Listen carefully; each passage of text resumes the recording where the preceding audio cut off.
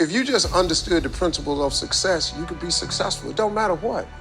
Anybody can be successful. You just gotta adhere to a few things. And what you gotta adhere to is not hard. The hard part is believing that it's applicable to you. But everybody is designed to be successful. You just gotta get out your way sometime. The difference between successful people and non-successful people is just what goes on in here. That's the difference. Look, just have to change the way you think. The Bible says a man is as he thinketh. So if you think poor, I have news for you. You can be nothing but poor. If you think negative thoughts, you'll be nothing but negative. But whatever comes out of here, whatever you project out of here comes back. That's how it works.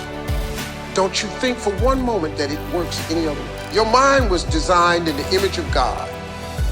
God said, let there be light. He didn't just light it up. He pretty powerful dude. He could have just lit it up, but he was teaching us a lesson. He said, let there be light. Then it was light. He was teaching us in the very beginning that what you say is what is.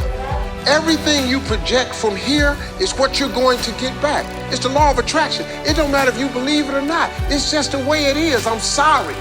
It don't matter if you adhere to it. I don't believe in that. It don't matter. It's just the way it is. Imagination is everything. It's the preview to life's coming attractions.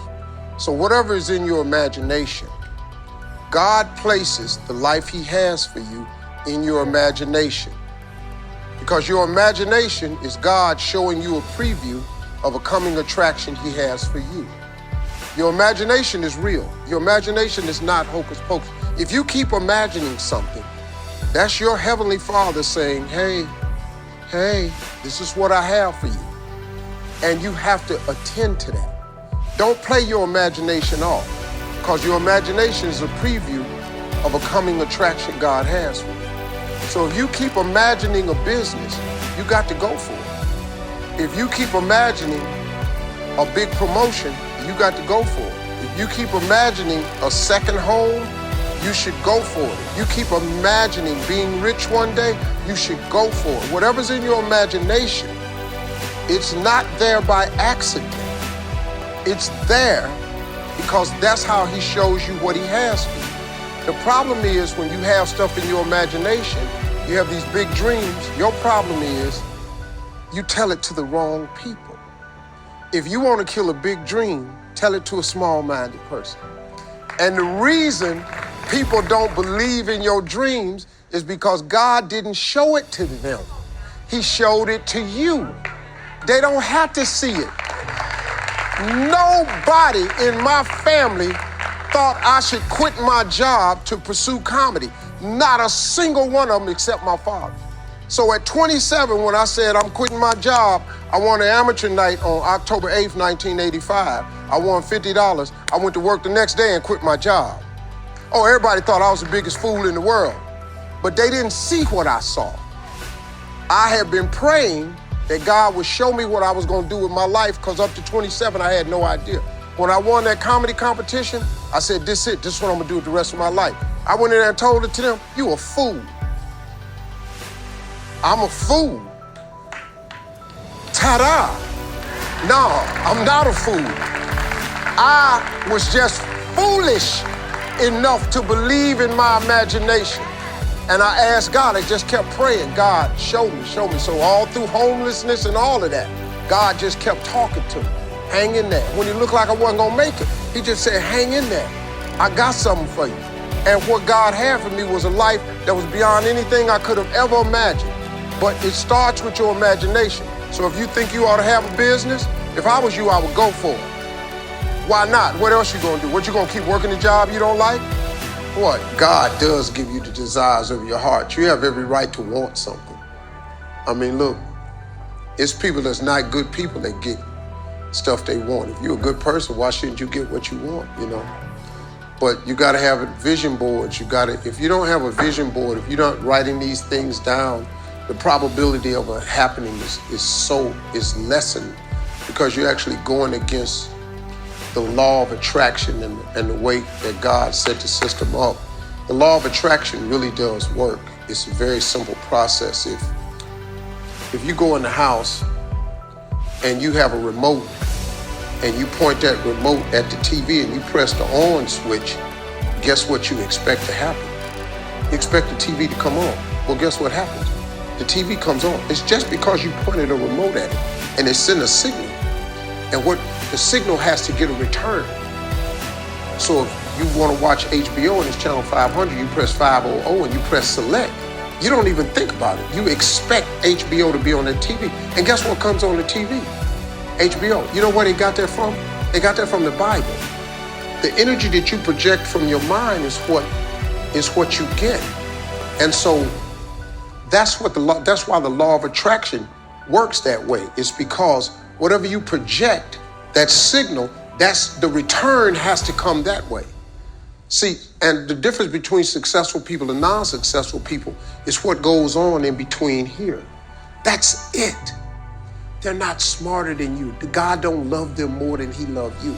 It's just that they thought themselves into a different position. And that's all. You have to master this. You know, like I have no education. I'm not really like a school book dude. I'm not really smart. I don't know a lot. But you can't out-dream me. You can't out-grind me. If you grab that concept, folks, it changes your life. So you got to start writing down everything you want and projecting it out into the universe, because that's the law of attraction. That's how it works. You are your greatest remote control. Whatever you press, that has to return. If you want more people to smile at you, all you got to do is start smiling at more people. You want more people to shake your hand, you got to stick your hand out to more people. Everybody ain't going to shake it, but a whole lot of people will. That's the law of attraction. You think rich, you get rich. You think poor, here come poor. You think all men are dogs, you finna meet all of them. You finna meet all of them if you stay safely planted where you are and you never jump. You never take a chance to go see what God really has for you. You're not gonna ever live, you're going to merely exist. You're gonna wake up and you're gonna live with what if I, shoulda, woulda, coulda. You're gonna live with if I had only. You're gonna live with the fact that you're gonna see other people living their best life. You're gonna have to live with the fact that there are people's dreams coming true every day with the exception of yours. How you think rich people get where they at? How you think I got here? You think I'm smarter than you? Because I'm not. I ain't got no education. Because I done flunked out everything I've ever been in. I've lost more times than all of you. I come out the dirt. I lived in my car for 3 years. I've been in a car for 3 years. You ain't done that one. You ain't been in jail. You ain't been locked up. You ain't been shot. You probably ain't on your third marriage. You probably ain't lost everything you ever owned twice. So how did I get here? Because I learned the principles of success. I just started writing stuff down. That's how I got here. I'm not smarter than you. God don't love me more than he loves you. I'm the same child of God you are. But what I got though, I got a lot of common sense. I figured since I wasn't smart in school, and I figured since I ain't have no money, I said, well, I got to get rich some kind of way. Maybe if I ask God, could I be rich? See, most people don't have what they want because they ain't never asked God for it. If you've been trying to figure it out yourself, that's probably it. I just messed around and asked him, could I be rich? Because guess what? I was tired of being poor. I was homeless. How much more poor I need to be? Let me try rich.